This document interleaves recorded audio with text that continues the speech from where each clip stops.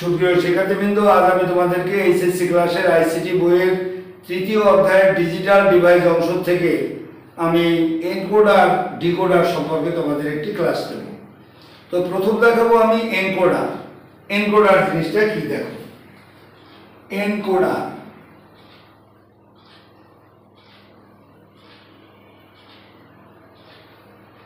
Encoder দেখো, encoder মূলত কাকে বলে। তো এখন দেখো, এখানে আমি একটা ছবি এঁকে দেখাচ্ছি, তাহলে এটা সহজে বুঝতে পারবে। এটা হলো মনিটর, এটা হলো কিবোর্ড, এ বি সি ইত্যাদি। তো এটা হলো আমাদের কম্পিউটারের সিপিইউ, ধরে নিলাম সিপিইউ। তো এইটার সাথে এটা কানেক্টেড আছে, এটা কানেক্টেড আছে। এখন তুমি যদি এইখান থেকে এ অক্ষরটা টাইপ করো, এটা টাইপ করো, তাহলে এটা যখন এই সিপিইউর মধ্যে ঢুকবে তখন সে এরকম কতগুলো বাইনারি সংখ্যায় রূপান্তরিত হবে। এরকম 1010 এরকম কতগুলো বাইনারি সংখ্যায় রূপান্তরিত হবে। এই যে এবিসিডি হলো আমাদের বোধগম্য ভাষা, আমরা এই ভাষাটা বুঝি। আমাদের বোধগম্য ভাষা যখন এই 1010 মানে বাইনারি সংখ্যায় রূপান্তরিত হয়, এটাকে আমরা এই বাইনারি সংখ্যা দিয়ে তৈরি ভাষাকে আমরা মেশিনের ভাষাও বলি। তাহলে আমরা বলতে পারি মানুষের বোধগম্য ভাষা যখন এরকম মেশিনের ভাষায় রূপান্তরিত হয়, এই রূপান্তরের জন্য যে বর্তনী ব্যবহার করা হয় তার নাম হচ্ছে মূলত এনকোডার। কি বলেছি? মানুষের বোধগম্য ভাষাকে মেশিনের ভাষায় রূপান্তরের জন্য যে বর্তনী বা যে সার্কিট ব্যবহার করা হয় তার নাম হচ্ছে এনকোডার। তো আমাদের দেখো, আবার এই মেশিনের ভাষাটা আবার অল্প সময়ের মধ্যে এখানে এই হিসাবে মনিটরে প্রদর্শিত হয়। এটা মনিটর, এই মনিটরে প্রদর্শিত হয়। তো এই যে মেশিনের ভাষা যখন এরকম আমাদের মানুষের বোধগম্য ভাষায় রূপান্তরিত হচ্ছে, এর জন্য ব্যবহৃত বর্তনীর নাম হচ্ছে মূলত ডিকোডার। তো আমাদের দেখো, তাহলে আমরা এখন এই এনকোডার নিয়ে আমরা আলোচনা করব। তো এনকোডারে আমি জ্ঞান বুঝালাম। এনকোডার বর্তনীতে আমাদের ইনপুটের সংখ্যা থাকে বেশি এবং আউটপুটের সংখ্যা থাকে আমাদের কম। এই এনকোডার বর্তনীতে এই যে ইনপুট বেশি থাকে, আউটপুট কম থাকে, এই ইনপুট আউটপুট নির্ধারণের জন্য আমাদের একটি সূত্র ব্যবহৃত হয়। সেটি হচ্ছে 2 টু দি পাওয়ার n।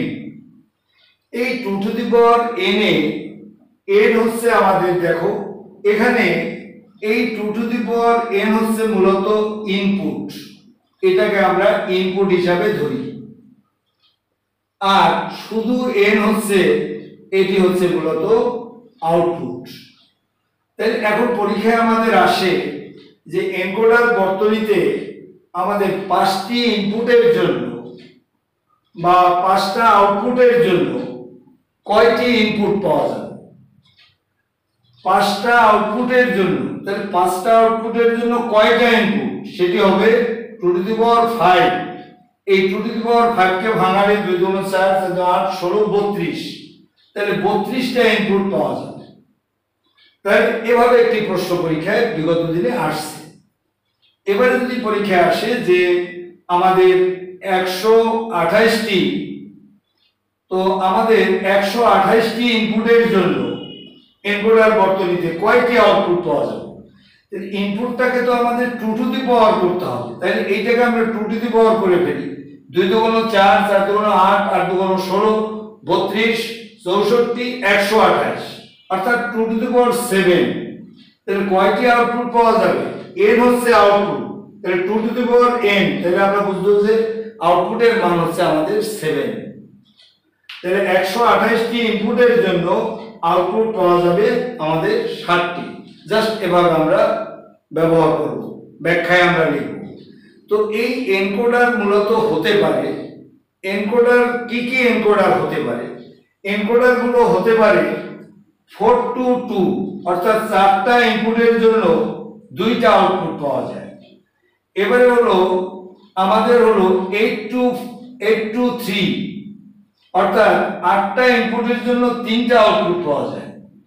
আবার 16 টু 4 16টি ইনপুটের জন্য 4টি আউটপুট পাওয়া যায়, ইটসেট্রা। এরকম বিভিন্ন ভাবে আমরা আউটপুট আমরা পাই। তো আমাদের তাইলে আমরা বলতে পারবো যে এনকোডার বর্তনীর এই তাইলে প্রথম থেকে আরেকবার বলে যাই যে মানুষের বোধগম্য ভাষাকে মেশিনের ভাষায় রূপান্তরের বর্তনীর নাম হচ্ছে আমাদের এনকোডার। এই এনকোডার বর্তনীতে ইনপুট আউটপুট, আমাদের ইনপুটের সংখ্যা বেশি থাকে, আউটপুটের সংখ্যা আমাদের কম থাকে। এই ইনপুট আউটপুট নির্ধারণের জন্য সূত্র হিসাবে আমরা 2n ব্যবহার করে থাকি। এখানে 2n কে আমরা ইনপুট হিসাবে ধরবো এবং n হচ্ছে আমাদের আউটপুট। আর এই এনকোডার গুলো হতে পারে 4 to 2, 8 to 3, 16 to 4, এই যে ইত্যাদি। এই এনকোডার যে এরকম হতে পারে, এদের মধ্যে বহুল প্রচলিত এনকোডার যেটা আমাদের ইন্টারমিডিয়েট বোর্ডের বইতে আমাদের আছে, সেটি হলো 8 to 3 হলো বহুল প্রচলিত এনকোডার। আমরা এখন 8 to 3 সম্পর্কে আমরা ব্যাখ্যা দেব। দেখো 8 to 3 এনকোডার। তো 8 to 3 এনকোডারে আমরা বলবো কি, দেখো 8 to 3 এই এনকোডারে আমরা বলবো যে 8টা ইনপুটের 8 to 3 এর অর্থ হচ্ছে 8টা ইনপুট প্রদান করলে 3টি আউটপুট আমাদের পাওয়া যায়। আমরা ধরে নিলাম এই 8টা ইনপুট যথাক্রমে D0, D1, D2, D3, D4, D5, D6, D7 এই হলো আমাদের 8টা ইনপুট। আর 3টা আউটপুট যা ইচ্ছা তাই ধরা যাবে। আমরা D ধরছি এমন কিছু না, A B C D যা ইচ্ছা তাই ধরা যায়। আর আউটপুট ধরলাম মনে করি X Y Z, এই হলো আমাদের আউটপুট, 3টা আউটপুট। তো আমরা এই ব্যাখ্যা দেব 8 to 3 এর অর্থ হলো 8টা ইনপুটের জন্য 3টা আউটপুট। আর আমরা এখানে বললাম যে এই 8টা ইনপুট যথাক্রমে এত এত এত এবং আউটপুট হচ্ছে এত। বাস এটা বললাম। এখন আমরা এর শতক সারণী দেখাবো। দেখো তাইলে এখন এনকোডারের শতক সারণী। এনকোডারের শতক সারণী হচ্ছে, আমরা এই সাইডটায় দেখাই, এই দিকে আমি কাজ করব বলে আমরা এখানে দেখাচ্ছি শতক সারণী। এনকোডারের শতক সারণী দেখো। শতক সারণীতে আমরা বলেছি 8টা ইনপুটের জন্য 3টা আউটপুট, তাহলে আমাদের 8 আর 3 11টা ঘর করতে হবে এই দিকে। এখানে আমরা 11টা ঘর করব। দেখো এই ছোট ছোট করে আঁকবা। এই যে 1, 2, 3, 4, 5, 6, 7, 8, এবারে 9, 10, 11, এই 11টা আমরা আঁকলাম। আর এই দিকে আমরা তাহলে D0, D1, D2, D3, D4, D5, D6, D7, 8 আর X Y Z এই হলো ইনপুট, হলো আউটপুট। এই দিকে আমাদের 8 বার দিতে হবে। এই 8 বার কেন আমরা দেব? দেখো এই এনকোডার বর্তনীতে এই আউটপুটের উপরে ভিত্তি করে আমাদের এখানে ইনপুটগুলো নির্ধারণ করা হয় কতবার আমরা দেব। তো 3টা আউটপুট যেহেতু 2 কিউবে হবে আমাদের 8, এই জন্য আমরা 8টা রেখা দেব। 1, এই 2, এই 3, 4, 5, 6, এই 7, এই হচ্ছে আমাদের 8। এই 8টা আমাদের হলো। এখন লক্ষ্য করো এই জায়গায় এই যে শতক সারণীটা, এনকোডারের শতক সারণী মূলত আমাদের একটা কিবোর্ডের সাথে তুলনা করা হয়। একটা কিবোর্ডে যে অক্ষরগুলো থাকে, যে অক্ষরের উপরে তুমি চাপ দাও, যদি এর উপরে চাপ দাও তাহলে এ অক্ষরটি আমরা দেখতে পাবো, অন্যগুলো আমরা দেখতে পাবো না। অর্থাৎ এ অক্ষরটিই সত্য আর সব হচ্ছে মিথ্যা। তাহলে এই চারটাকে আমরা কিবোর্ডের সাথে যদি তুলনা করি তাহলে প্রথম লাইনের প্রথম ঘরটি সত্য, এই সত্যের জন্য দেব আমরা 1 দেব। আর সব হচ্ছে আমাদের মিথ্যা, এই মিথ্যার জন্য সব 0 বসাই দেব। দ্বিতীয় লাইনের দ্বিতীয় ঘরটি সত্য, আর সব হচ্ছে আমাদের মিথ্যা। তৃতীয় লাইনের তৃতীয় ঘরটি সত্য আর সব হচ্ছে আমাদের মিথ্যা। চতুর্থ লাইনের চতুর্থ ঘরটি সত্য আর সব মিথ্যা। পঞ্চম লাইনের পঞ্চম ঘরটি সত্য আর সব মিথ্যা। ষষ্ঠ লাইনের ষষ্ঠ ঘরটি সত্য আর সব মিথ্যা। সপ্তম লাইনের সপ্তম ঘরটি আমাদের সত্য আর সব মিথ্যা। আর অষ্টম লাইনের অষ্টম ঘরটি হলো আমাদের সত্য আর সব মিথ্যা।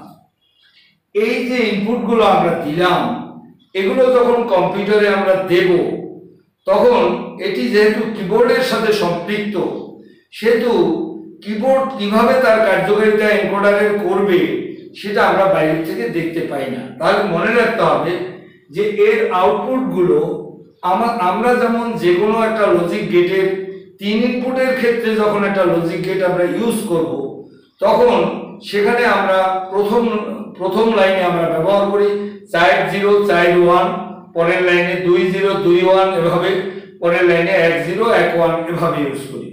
আমাদের এই আউটপুটটাও জাস্ট এই ইনপুটের উপরে ভিত্তি করে আউটপুটটাও সেম পদ্ধতিতে আমাদের প্রদান করে থাকে।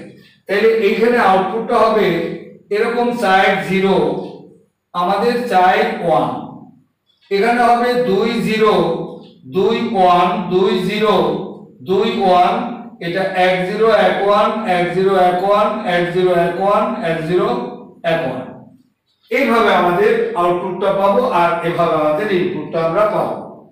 এবারে আরো পদ্ধতি আছে, তো এইটা যে সহজে মনে রাখার একটি পদ্ধতি, সেই জন্য এভাবে দেখা যায়। এখন এর বুলিয়ান সমীকরণ আমরা বের করব। এর বুলিয়ান সমীকরণটা হচ্ছে আমাদের আমাদের x এর মান বের করব। দেখো x লক্ষ্য করো x লাইনে, এই লাইনে 4টা মিথ্যা আছে 4টা সত্য আছে। এই সত্য বরাবর এই বাম দিকে চলে আসো, এই সত্য বরাবর এখানে 1 আছে, এই 1 বরাবর উপরের দিকে আছে দেখো d4, তাহলে আমরা লিখবো এখানে d4 প্লাস এই 1 বরাবর দেখো এই দিকে এই 1 সোজা এই দিকে আছে d5, এই বোর্ড d5। এবারে এই 1 সোজা এই দিকে হলো এই 1 d6 প্লাস এবারে এই 1 সোজা এই দিকে 1, আমাদের এটা হলো d7। এই গেল x এর মান। y এর মান আমরা বের করব। এই y লাইনেও যে কয়টা সত্য আছে সেই সত্যগুলোর মান বের করব। এই 1 বরাবর এই দিকে দেখো এই 1, এটা d2 প্লাস এই 1 বরাবর দেখো এখানে এই 1, এখানে আছে d3 প্লাস এই দিকে দেখো এই 1 বরাবর আমাদের এই দিকে আছে এই 1, এটা d6 প্লাস এই 1 বরাবর এই দিকে হলো এই 1, এটা হলো d7। এই গেল আমাদের। এবারে আমরা z এর মান বের করব। z এর মান বের করলে আমাদের z বরাবর দেখো এই 1 আছে, এই 1 বরাবর এই দিকে 1, এখানে আছে d1, এই d1 রাখবো প্লাস এই 1 বরাবর এই দিকে 1, এটা হলো d3 প্লাস এই 1 বরাবর এই দিকে হলো এই 1, এটা হলো d5 প্লাস এই 1 বরাবর এই দিকে দেখো এই 1, এটা হলো আমাদের d7। এই d7 এইখানে দেখো এই 1টা ঠিক আছে কিনা, এই 1 বরাবর আমাদের এই দিকে 1, এটা হলো d5। ওকে, এই হলো আমাদের বুলিয়ান সমীকরণ। এখন এটা থেকে আমরা লজিক গেট আঁকবো। এটা থেকে আমরা লজিক গেট আঁকলে কি হবে দেখো, আমরা এটা মুছে ফেলি, এই পাশে আমরা লজিক গেটটা আঁকি। তো লজিক গেটটা আঁকলে দেখো, বা লজিক গেট বা এনকোডার বর্তনী যেটা লেখো, তো লজিক গেট বা এনকোডার বর্তনী, লজিক গেট বা এনকোডার বর্তনী আমরা আঁকবো যেটা লেখো। তো এনকোডার বর্তনীতে এইখানে লক্ষ্য করো এই জায়গাটায় কি কি ইনপুট গুলো আছে। d1 থেকে d7 পর্যন্ত আছে, কিন্তু d0 কিন্তু নাই। তাহলে মনে রাখতে হবে সার্কিট যখন আমরা তৈরি করব বা গেট যখন বানাবো, তখন এখানে আমাদের এরকম 8টা আমাদের রেখা দিতে হবে, D0 বাদ দেওয়া যাবে না। 2 3 4 5 6 এই 7 এই হচ্ছে আমাদের 8। এই D0 এটা দিতে হবে, D1 কাজে না লাগুক দিতে হবে, D2 D3 D4 D5 D6 D7। এখন শুধু তুমি কাজ করো, এখানে D4, এই D4 এর এখানে হাত দাও, এখান থেকে একটা রেখা বের করো। D5 এই D5 বের করছি, D6 এই D6 D7 এই D7। এখন এদের মাঝে যোগ চিহ্ন বলে এখানে একটি আমি অর গেট দেব। এই যে একটি অর গেট দিলাম, এটা হলো আমার x। নেক্সট D2, এই হলো আমার D2। এবারে হলো এই হলো D3, এবারে হলো D6, এবারে হচ্ছে D7। এদের মাঝে সব যোগ চিহ্ন, এই যোগ চিহ্ন দিলাম, এই হলো y। এদের ক্ষেত্রে হলো D1, এই হলো D1, এবারে হলো D3, এই D3, এবারে হলো D5, এই D5, এবারে হলো D7, এই D7। এদের মাঝে যোগ 8। এই হলো আমাদের z, এই হলো আমাদের এনকোডার বর্তনী বা লজিক গেটও বলতে পারো। এই হলো আমাদের এনকোডার বর্তনী। এইভাবে আমাদের পরীক্ষায় যদি এনকোডার বর্তনী সম্পর্কে আসে, তাহলে আমাদের এই এনকোডার বর্তনী আমাদের এভাবে তৈরি করবে। সকলকে অনেক ধন্যবাদ। আমার ভিডিও ভালো লাগলে এটাকে লাইক এবং সাবস্ক্রাইব করবে।